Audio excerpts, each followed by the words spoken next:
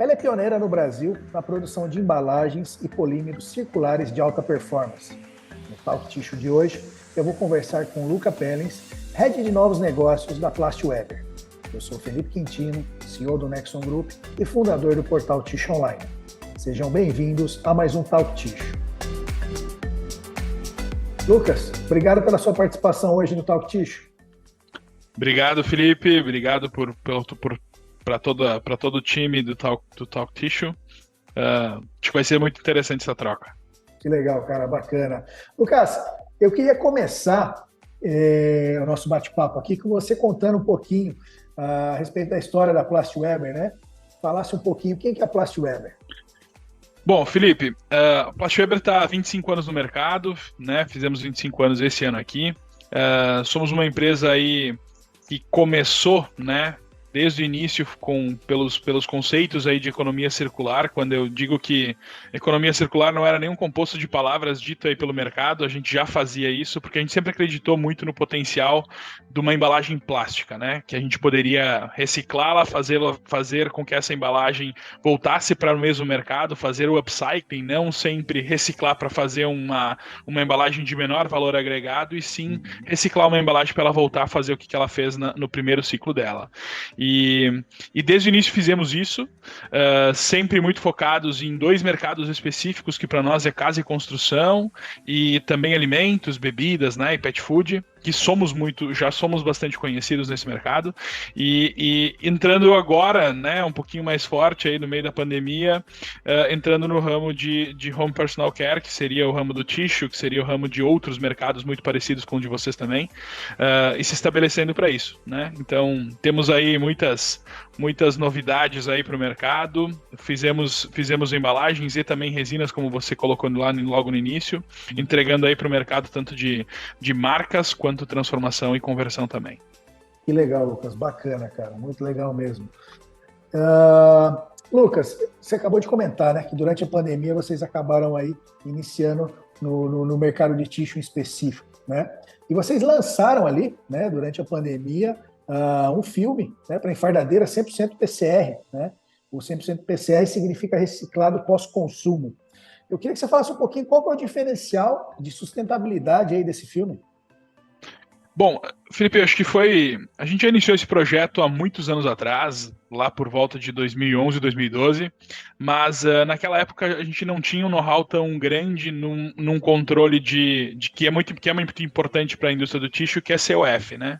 E no meio da pandemia a gente puxou, no meio não, logo no início da pandemia nós puxamos esse assunto novamente com o time.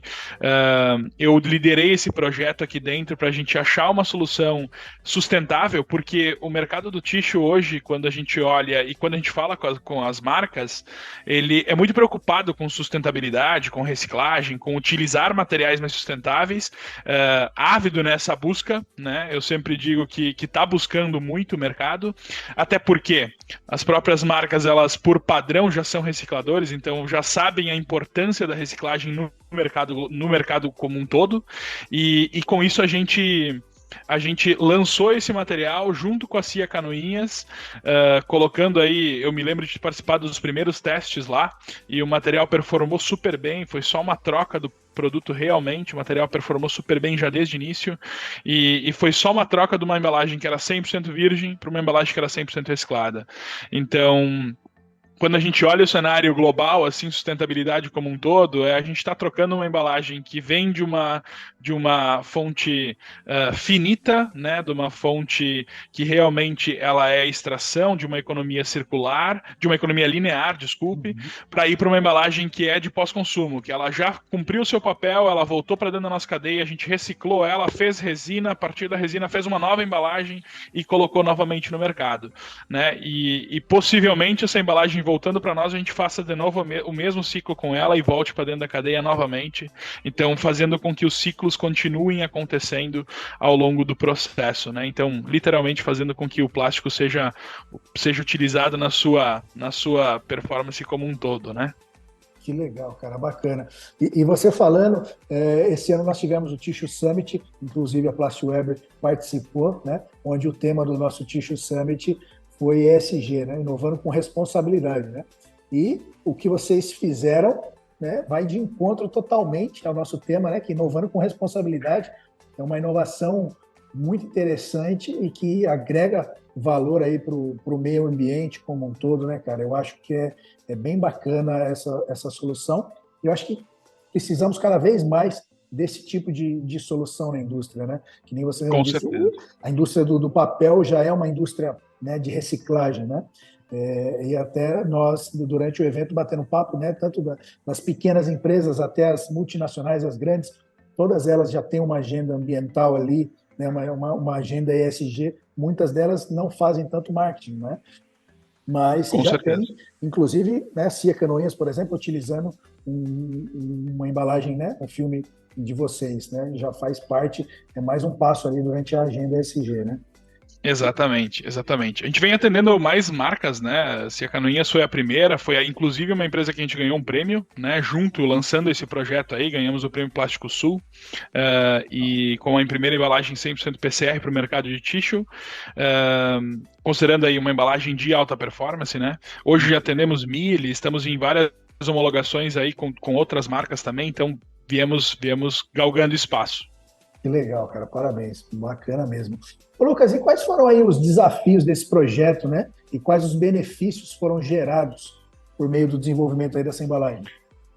Felipe, quando a gente olha os desafios do projeto em si, né, foram tanto técnicos quanto de quebra de paradigma. Por quê? A maioria dessas empresas, no passado, elas não utilizavam filmes de enfardamento automático, elas utilizavam sacarias. Uhum. E quando se fala em sacarias, é um produto muito mais simples. Então, é um produto que era factível de ser produzido com material reciclado e muitas vezes reciclado de baixa qualidade. E, inclusive, eu me lembro das primeiras conversas que a gente teve com o mercado disse, não, reciclado não funciona, a gente já tentou no passado, o material tinha cheiro. E eu falei, pessoal, a gente fornece para a indústria alimentícia, né? E se eu entregasse qualquer produto com um cheiro para a indústria alimentícia, a gente teria muito problema. Uhum. Então, a gente conseguiu galgar esse espaço, principalmente quebrando os paradigmas em relação a produto, a processo, a performance, né? Esse era um dos principais pontos, mas também por ter controle da nossa cadeia, né? Pelo fato de que nós somos os recicladores e também somos os transformadores. Então a gente conseguiu ter essa visão muito forte, né? No cenário mais comercial, vamos dizer assim, do projeto. Num cenário mais técnico, de desafios mais técnicos que a gente teve para desenvolver esse tipo de material, como eu falei antes, a gente tinha um controle há 10, 12 anos atrás, nós tínhamos um controle de COF que não era tão apurado quanto nós temos hoje. Nós tínhamos um controle de alguns outros parâmetros que não eram tão apurados quanto a gente tem hoje. Hoje a gente atende aí as maiores marcas com diferentes produtos, né, com diferentes condições técnicas, e a gente se sentiu nesse momento que a gente conseguia atender. Então, desafios técnicos ali foi basicamente COF que nós tivemos nesse cenário aqui, e para quem está olhando isso e talvez não entenda essa visão mais técnica do cenário, COF é o coeficiente de atrito do plástico com ele mesmo, então seria o quanto o material desliza num funcionamento de máquina, né, para ter uma boa maquinabilidade, mas também o quanto que esse material não tem problema no empilhamento de um pallet, né? Então, literalmente o quanto ele consegue garantir empilhamento e quanto ele consegue funcionar em equipamento, em equipamento de máquina. E foi muito interessante porque foi um laboratório, né? Eu digo assim, a Cia Canoinhas e o processo deles é bastante crítico nesse aspecto técnico e desde o início performou muito bem.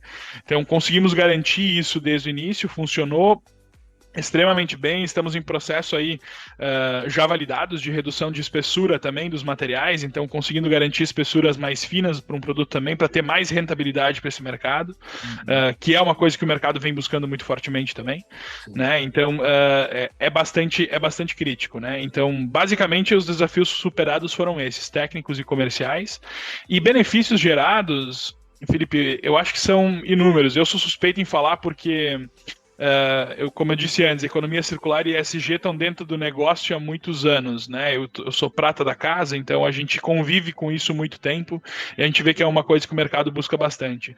Mas a gente gera inúmeros benefícios em economia de água, em economia de não extração, né? De recursos finitos, não extração de petróleo, por exemplo.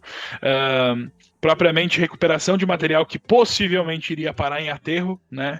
E existe um estudo do IPEA que inclusive fala que a cada quilo de material, cada cada tonelada de material reciclado a gente gera aí 7 empregos diretos e indiretos. Então, o aspecto social, principalmente atrelado aí à agenda super interessante que vocês fizeram no Tissue Summit, olhando para o cenário ESG, é muito forte, né? E a gente percebe as grandes marcas, principalmente olhando para uma agenda ESG muito de uma forma literalmente estruturada, né? Não só com ações pontuais. Então, começa a entender que o aspecto ambiental é importante, social é importante, de governança ainda mais importante, porque precisa garantir que realmente está fazendo, né? E aí a gente consegue mostrar pelo nosso trabalho, pelas nossas certificações aí, que a gente foi a primeira empresa na América Latina certificada EuCertiPlast, que garante que tudo aquilo que a gente reciclou dentro da nossa cadeia é material PCR mesmo. Conseguimos garantir isso para as grandes marcas, que é a grande preocupação, né? Então, esses são um pouquinho dos benefícios e desafios superados aí ao longo do processo. Que legal, Lucas. Cara, vocês estão de parabéns aí pelo trabalho, viu? Muito bacana mesmo, muito Obrigado. interessante, bem, bem legal mesmo. E antes aí, Lucas, da gente finalizar, eu queria que você deixasse suas considerações finais, te agradecer de antemão já pelo nosso bate-papo e pelo seu tempo, parabenizar mais uma vez, e queria que você deixasse suas considerações finais aí. Obrigado. Bom, de considerações finais, agradecer novamente a vocês aí pelo convite, para conversar aqui um pouquinho com vocês, expor um pouquinho do nosso case. O Tissue Summit foi muito interessante, a gente conseguiu conversar com muitas marcas no Tissue Summit, muito preocupadas com a agenda de ESG, e novamente parabéns pela programação, foi extremamente válida, né? E eu acredito que é uma preocupação do mercado como um todo, né? Eu sempre digo, Felipe, que ESG para mim ele tem 3 ondas. A primeira onda é as marcas se posicionarem, e isso vem acontecendo desde 2018, mas vem acontecendo até hoje. A segunda onda ela ocorre quando tem dinheiro mais barato para investimento em soluções sustentáveis. Então tu começa a ter fundos de investimento aí com juros mais baixos para empresas que realmente tenham ações sustentáveis, né? Ações de ESG de uma forma estruturada. E a terceira onda, que eu acho que é a onda que a gente está passando agora, é demanda de governo, né? Tem que usar material reciclado, tem que usar material sustentável, se não fizer, tem que ter uma compensação garantindo que vai ter esse impacto. E a gente percebe isso aí ao longo de um cenário global, né? Não só de alguns países específicos. A gente tem Espanha, Reino Unido fazendo ações muito fortes, né, no cenário mais Europa. Temos aqui na América Latina o Chile com uma agenda muito forte de ESG já montada e estruturada. O Brasil começa a ter alguns controles fortes aí, lançando não só o acordo setorial aí para garantir que todo mundo está fazendo reciclagem, todo mundo está investindo na logística reversa, mas agora com um programa mais estruturado, com os decretos 11044 e 11413, com o programa Recicla Mais. Então, o mercado está desenhado para esse lado, e as marcas precisam começar a olhar para um uso de materiais reciclados ou sustentáveis, né? Como várias marcas que a gente viu dentro do Tissue Summit já vem fazendo. E a gente entende que a solução usando PCR é a solução de melhor custo-benefício, pelo fato de que o impacto em custo ou ele é muito pequeno, né, comparado às soluções de usar outros tipos de embalagem. Então a gente entende que é uma solução muito factível aí para a gente colocar para o mercado, né? E a gente vem se estruturando para atender maior demanda desse mercado também, que é um mercado bastante grande. Somos ainda pouco conhecidos nesse mercado, vamos dizer assim, né? Mas novidades vêm aí. A gente vem olhando para uma agenda de ter um parceiro, um transformador, ou fazer propriamente dito uma embalagem primária para esse mercado também, que chega até o consumidor final, porque a nossa embalagem ela não chega lá, né? Ela bate a meta do uso de material PCR hoje, vamos dizer assim, mas ela não chega até o consumidor final. Para no supermercado. Então, exatamente, então a gente tem essa consciência e viemos trabalhando para isso. Então estamos fazendo algumas coisas aqui e novamente vai muito obrigado aí por ter nos convidado para essa conversa. Que legal, Lucas. Cara, brigadão. mais uma vez. Valeu pelo papo. Sucesso para vocês e parabéns. Obrigado, cara. Muito obrigado.